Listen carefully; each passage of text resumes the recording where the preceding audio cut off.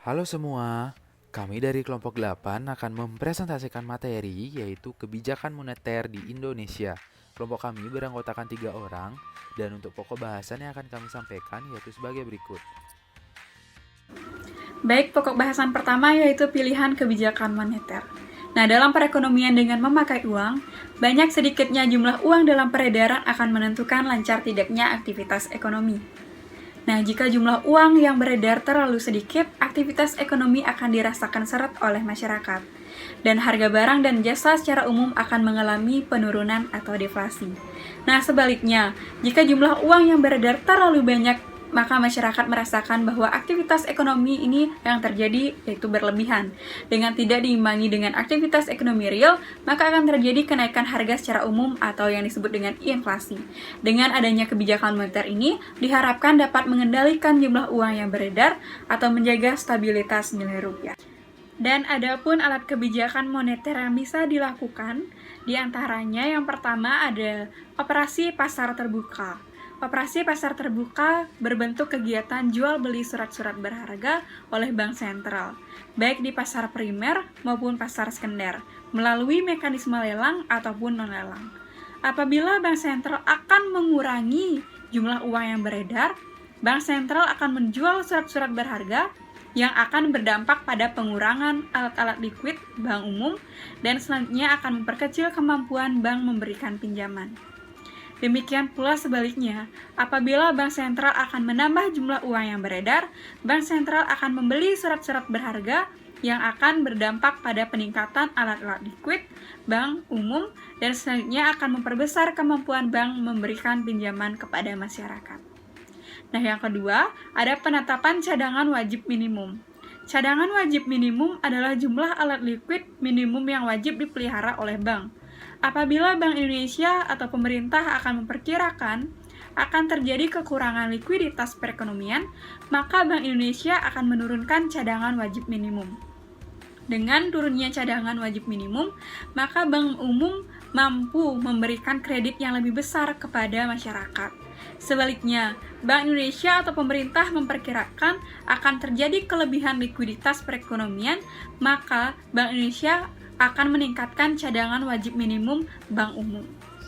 Nah, yang ketiga ada politik diskonto. Bank Indonesia juga menerapkan kebijakan moneter melalui pengendalian suku bunga. Suku bunga yang dikenal dengan istilah BI Rate.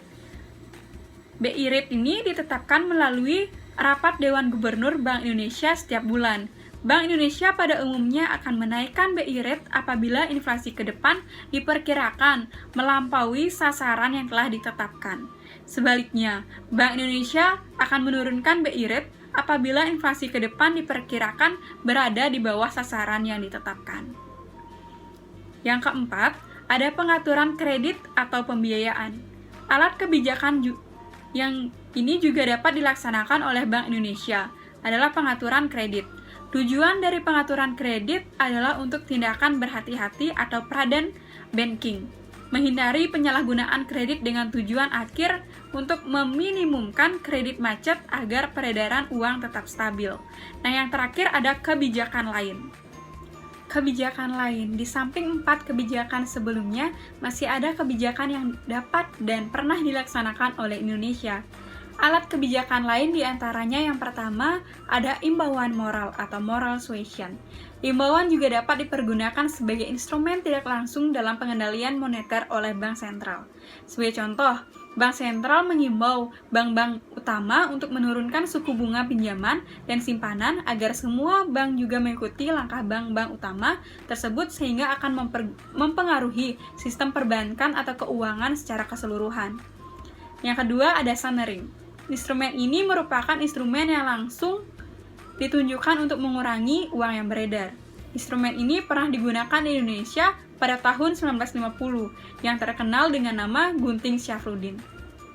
Dengan pengguntingan uang, nilai pecahan uang yang terkena peraturan ini berkurang sejumlah persentase tertentu, misalnya tinggal 50%, sedangkan sisanya diganti dengan surat-surat berharga pemerintah jangka panjang. Dari pengguntingan uang ini, uang beredar berkurang langsung sebesar persentase yang diganti dengan surat berharga. Yang ketiga ada pergantian uang. Instrumen ini serupa tetapi tidak sama dengan sunering. Dengan penggantian uang, nilai uang yang diturunkan dengan persentase tertentu tanpa ada penggantian untuk jumlah yang diturunkan tersebut. Penurunan nilai mata uang ini dapat bervariasi. Indonesia juga pernah menurunkan 1% pada tahun 1949 atau 100 rupiah Jepang menjadi 1 rupiah ori menjadi 0,1% pada tahun 1965 dari 1.000 rupiah menjadi 1 rupiah. Efek pergantian uang ini diharapkan menurunkan jumlah uang yang beredar. Yang terakhir ada devaluasi. Devaluasi yaitu bentuk kebijakan yang dilakukan oleh pemerintah untuk mengurangi nilai mata uang dalam negeri terhadap nilai mata uang asing. Devaluasi memang dapat digunakan sebagai alat untuk memperbaiki neraca perdagangan, sebab penurunan nilai tukar mata uang dapat mengakibatkan penurunan harga ekspor dan dapat mendorong meningkatnya daya saing barang-barang ekspor. Aspek kelembagaan dan penerapannya pada kebijakan moneter. Menyadari adanya kegagalan kebijaksanaan yang mengandalkan campur tangan langsung pemerintah di masa lalu, pemerintah Orde Baru berusaha untuk mengurangi peran negara di dalam kehidupan ekonomi, dengan lebih mengandalkan kekuatan-kekuatan pasar dan memberi kesempatan kepada sektor lain untuk mengambil peranan lebih besar di dalam perekonomian. Baik, perkenalkan saya Niputu Santi Milawati dengan NIM akhir 018. Di sini saya akan melanjutkan presentasi mengenai analisa kasus dan cara mencegah capital flight. Para ahli yang meneliti mengenai capital flight cenderung menggunakan definisi menurut pemikiran mereka sendiri, sehingga sampai saat ini pemikiran atau definisi mengenai capital flight masih terus berkembang. Dan di sini kami menggunakan definisi capital flight menurut Dooley tahun 1986. Yang diartikan sebagai arus modal keluar jangka pendek untuk tujuan spekulasi atau yang disebabkan karena ketidakpastian kondisi ekonomi dan politik di dalam negeri. Selanjutnya adalah mengenai capital flight di Indonesia. Perkembangan capital flight di Indonesia cenderung berfluktuatif dalam rentang waktu 1986 sampai 2004, di mana aliran modal terus mengalir sampai puncaknya tahun 1997. Di mana salah satu penyebab krisis di Indonesia ini adalah aliran modal yang terus keluar pada masa Orde Baru. Tahun 1997, adanya contagion efek atau efek menular dari krisis moneter di Thailand yang menyebar ke Indonesia ini menyebabkan aliran modal di Indonesia juga keluar, yaitu sebesar 7.458 juta US dollar. Dilanjutkan pada tahun 1998, di mana merupakan tahun awal krisis di Indonesia. Selain itu, kondisi politik di Indonesia juga sedang kacau karena pada saat pemerintahan Soeharto banyak terjadi demonstrasi besar-besaran dan diikuti kerusuhan sehingga aliran modal keluar hingga 11 juta US dollar. Setelah tahun 1998, perkembangan capital flight di Indonesia terjadi lagi tahun 2000 dan 2004, di mana pada tahun 2000 ini kondisi politik yang memanas di Indonesia terjadi lagi pada saat pemerintahan Gus Dur, di mana banyak aksi massa yang ingin Gus Dur untuk turun dari jabatannya, sehingga pada tahun 2000 aliran modal yang keluar mencapai 341,57 juta US dollar. Dan pada tahun 2004 ini terjadi pemilihan presiden secara langsung pertama kalinya di Indonesia, dan banyak pengamat memprediksi akan terjadi kerusuhan pada saat pemilihan secara langsung ini dan menyebabkan aliran modal yang keluar ke luar negeri mencapai 758,65 juta US dollar. Selanjutnya adalah indikator yang mempengaruhi capital flight. Terdapat 4 indikator yang mempengaruhi, yaitu yang pertama tingkat inflasi. Inflasi diartikan sebagai terjadinya kenaikan harga produk secara keseluruhan, di mana inflasi yang tinggi ini akan menyebabkan penurunan daya beli uang, dan inflasi yang tinggi ini juga menyebabkan menurunnya pendapatan real yang diterima investor dari investasinya. Sebaliknya, jika tingkat inflasinya di suatu negara ini mengalami penurunan, maka akan menjadi sinyal positif bagi investor seiring dengan penurunan resiko daya beli uang dan penurunan resiko pendapatan real. Indikator yang kedua adalah suku bunga sertifikat Bank Indonesia. Sertifikat Bank Indonesia merupakan salah satu instrumen operasi pasar terbuka yang dilaksanakan oleh Bank Indonesia dalam rangka mengendalikan jumlah uang yang beredar dan atau suku bunga. Penerbitan sertifikat Bank Indonesia ini memiliki tujuan kontraksi, yaitu apabila suku bunga atas diskonto SBI ini dinaikkan dan kemudian diharapkan para pemilik modal akan membeli SBI sehingga aliran dana akan masuk ke dalam negeri. Indikator yang ketiga adalah nilai kurs rupiah. Terjadinya apresiasi kurs terhadap mata uang asing khususnya dolar ini akan mempengaruhi persaingan harga produk luar negeri di Indonesia. Fluktuasi rupiah terhadap mata uang asing khususnya dolar yang stabil akan mempengaruhi iklim investasi di dalam negeri. Dengan begitu, akan banyak investor yang masuk ke dalam negeri apabila iklim investasi di dalam negeri juga baik. Indikator yang keempat yaitu cadangan devisa. Cadangan devisa ini dengan adanya aliran masuk modal yang ke Indonesia, maka akan juga terjadi peningkatan cadangan devisa di suatu negara. Berikutnya adalah cara mencegah capital flight. Cara mencegah capital flight yang pertama yaitu dengan mengendalikan jumlah uang yang beredar dengan melalui operasi pasar terbuka dengan menerbitkan sertifikat Bank Indonesia. Yang kedua, mengendalikan fluktuasi rupiah terhadap mata uang asing khususnya dolar agar kursnya stabil sehingga dapat menciptakan iklim investasi yang baik di dalam negeri.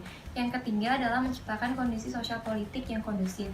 Apabila kondisi sosial politiknya tidak stabil, maka akan memberikan dampak pada tingkat inflasi dan juga profitabilitas usaha. Dengan menciptakan kondisi sosial politik yang kondusif ini akan mengendalikan laju inflasi serta nantinya akan banyak menarik minat investor untuk menanamkan modalnya di dalam negeri.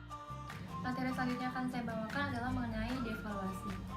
Devaluasi adalah kondisi di mana mata uang dalam negeri menurun relatif terhadap mata uang asing, di mana misalnya diartikan 1 US dollar sama dengan 14.000 rupiah menjadi 1 US dollar sama dengan 16.000 rupiah.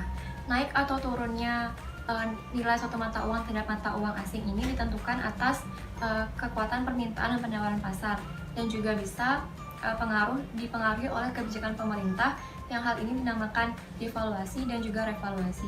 Seperti yang sudah dijelaskan, devaluasi tadi adalah kondisi di mana mata uang dalam negeri menurun relatif terhadap mata uang asing, sedangkan revaluasi adalah kondisi di mana nilai mata uang dalam negeri naik relatif terhadap mata uang asing. Namun yang sering terjadi adalah devaluasi dibandingkan revaluasi. Selanjutnya adalah cara dalam menentukan kurs valuta asing. Terdapat dua cara yang bisa digunakan, yaitu pariti kandungan jaminan dan pariti daya beli. Pariti kandungan jaminan ini mengartikan bahwa setiap mata uang memiliki jaminan di bank sentralnya yang berupa emas dan logam mulia, ditambah dengan surat-surat berharga dan mata uang asing lainnya yang convertible atau yang mudah ditukarkan dengan uang. Semua jaminan yang terkandung pada satu mata uang itu sama artinya dengan kandungan pada logam mulia atau min pada uang yang bersangkutan. Semua kandungan jaminan pada mata uang menunjukkan nilainya masing-masing dan apabila dibandingkan keduanya, maka akan diperoleh nilai mata uang tertentu relatif terhadap mata uang lainnya. Sedangkan untuk pariti daya beli ini dengan cara membandingkan daya beli mata uang pada masing-masing negaranya yang menggunakan indeks harga konsumen.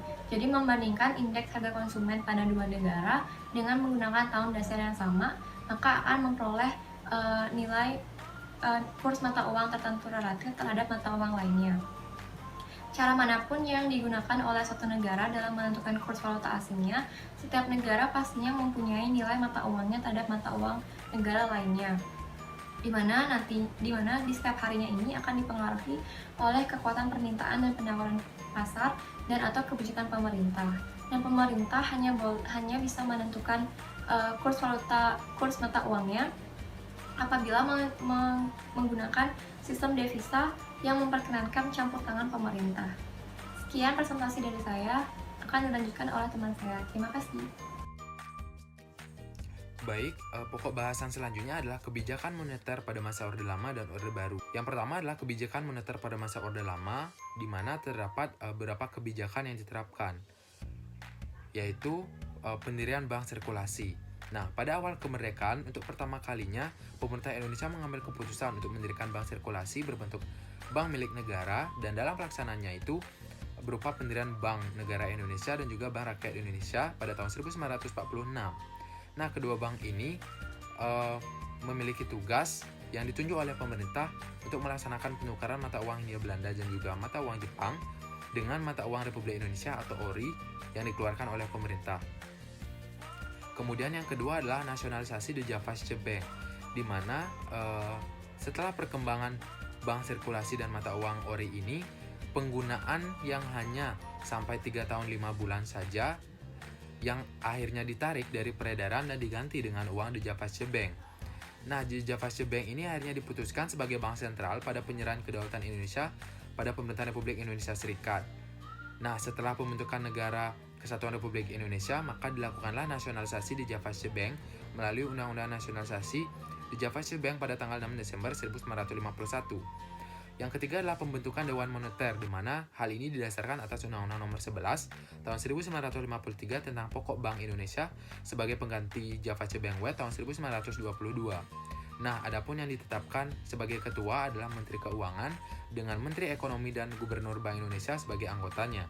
Nah, Dewan Moneter ini memiliki tugas yaitu menentukan kebijakan moneter secara umum, mengatur dan menstabilkan mata uang, serta memajukan urusan kredit dan perbankan pada umumnya.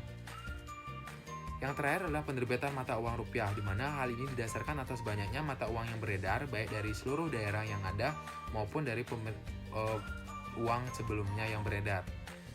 Nah, atas tantangan inilah uang rupiah ditetapkan untuk menyamaratakan seluruh petik nilai tukar yang ada.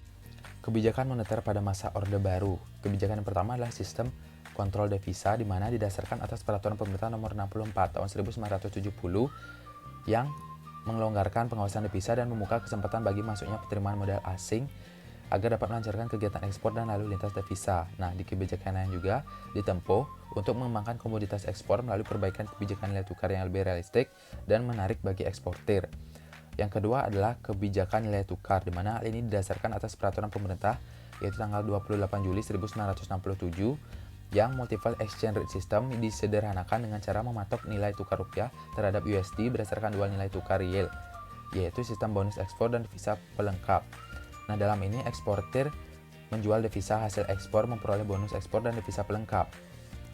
Yang ketiga adalah kebijakan utang luar negeri, di mana pada awal masa Orde ini pemerintah melakukan pelaksanaan APBN yang berimbang dengan utang luar negeri sebagai sumber dana penyeimbangnya. Hal ini merupakan usaha pemerintah untuk memperoleh persetujuan penjadwalan kembali utang-utang luar negeri yang diperoleh pemerintahan sebelumnya dari negara donor, baik blok barat maupun blok timur. Selain itu juga diusahakan untuk memperoleh utang baru untuk membiayai program pembangunan, sehingga tidak lagi semata-mata mengandalkan pembiayaan dari bank sentral. Baik, pokok bahasan selanjutnya adalah analisis mengenai krisis moneter dan cara mengatasinya. Menurut Frederick M. Mishkin dalam bukunya Monetary Policy Strategy tahun 2007, krisis moneter adalah krisis yang berhubungan dengan keuangan suatu negara yang ditandai dengan keadaan keuangan yang tidak stabil akibat lembaga keuangan atau nilai tukar mata uang yang tidak berfungsi sesuai dengan harapan. Nah, ada beberapa penyebab krisis moneter suatu negara, yaitu yang pertama adalah kesenjangan produktivitas akibat lemahnya alokasi aset ataupun faktor produksi. Kemudian yang kedua adalah tidak seimbangnya struktur dalam sektor produksi. Kemudian, stok utang luar negeri swasta yang besar dalam jangka pendek sehingga kondisi tidak stabil. Kemudian yang keempat adalah adanya kelemahan sistem perbankan di suatu negara, dan yang terakhir adalah ketergantungan terhadap utang luar negeri yang berhubungan dengan pelaku bisnis yang cenderung memobilisasi dana dalam bentuk mata uang asing. Cara mengatasi krisis moneter. Yang pertama adalah operasi pasar terbuka, yaitu cara mengendalikan uang yang beredar dengan menjual atau membeli surat berharga pemerintah. Jika ingin menambah jumlah uang yang beredar, maka pemerintah akan membeli surat berharga tersebut. Namun bila ingin mengurangi, maka pemerintah akan menjual surat berharga tersebut kepada publik. Kemudian yang kedua adalah fasilitas discount rate atau diskonto, yaitu mengatur jumlah uang yang beredar dengan memainkan tingkat bunga bank sentral pada bank umum. Bank umum terkadang mengalami kekurangan uang sehingga harus meminjam ke bank sentral. Untuk membuat jumlah uang yang bertambah, maka pemerintah menurunkan tingkat bunga bank sentral atau sebaliknya agar uang yang beredar berkurang. Kemudian yang ketiga adalah rasio cadangan wajib atau reverse requirement ratio, yaitu mengatur jumlah uang yang beredar dengan menaikkan jumlah dana cadangan perbankan yang harus disimpan oleh pemerintah. Kemudian yang terakhir adalah imbauan moral, yaitu imbauan yang diberikan untuk mengatur uang yang beredar kepada pelaku ekonomi, misalnya seperti mengimbau perbankan memberi kredit untuk waspada dalam mengeluarkan kredit. Sekian materi yang dapat saya sampaikan, terima kasih.